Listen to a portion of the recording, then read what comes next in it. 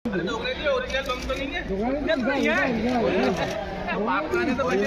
लीजिए आप दोनों माला में ऐसे उठा लो। अरे भाई डाले रहो आप तो बस। और अंदर भी पहन के जाना है, अंदर ही पहन के जाना है। अरे नहीं, माला डाली गले में, माला डाल के आए। बिल्कुल सरकार सो रही है, तभी तो इतनी बड़ी फैक्ट्री चल रही थी। 20 साल से भाजपा की सरकार है, सरकार में क्यों नहीं कार्रवाई की गई?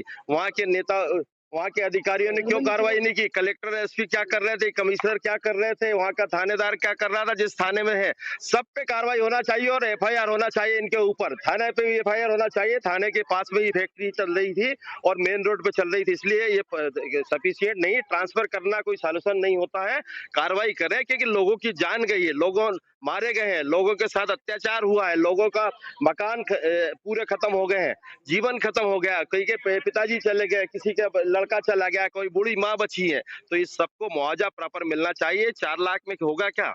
लोगों का जीवन नहीं निकल पाएगा। जी ने कहा था आज इस मुद्दे को उठाएंगे, लेकिन आपकी बात पर कहा जाए कि आप जो मुआवजे की बात कर रहे हैं, क्या मुआवजे से मामला सलट जाएगा, या फिर यूं कहें कि आपने भी तो पहले से नहीं उठाया इस मामले को? आप तो विपक्ष में थे, अभी आप वर्तमान में विधायक बने हैं, लेकिन सरकार कह रही है कि कांग्रेस यानी जो विपक्ष है इस पर राजनीति कर रहा है। देखिए, राजनीति तो हमने नहीं की, राजनीति तो कमल पटेल ने शुरू की। हमने तो कोई किसी पे आरोप नहीं लगाया था। राजनीति तो कल कमल पटेल ने आरोप लगाकर हम पे राजनीति की है।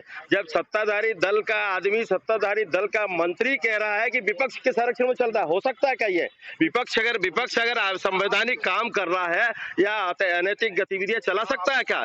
सत्ता पक्ष चलाता है और सत्ता पक्ष का कमल पटेल इन्वॉल्व था। अपनी बचत के लिए हम लोग को आरोप लगाया, आज इसलिए हमको ये सब चीजें करना पड़ रहा है। आज स्थगन है, बिल्कुल हम लोग लड़ेंगे और सरकार से मांग करेंगे। उमंग सिंगार जी ने आरोप लगाया था कल कि बीजेपी के कुछ मंत्री और कुछ बड़े नेताओं का संरक्षण है, उसमें पैसा भी उनका लगा है। कोई, आप तो वहाँ के हैं, आपको तो पता होगा। बिल्कुल बगैर संरक्षण के चल सकता है क्या? आप बताइए, सत्ताधारी नेता या मंत्री के बगैर संरक्षण के कोई काम हो सकता है क्या?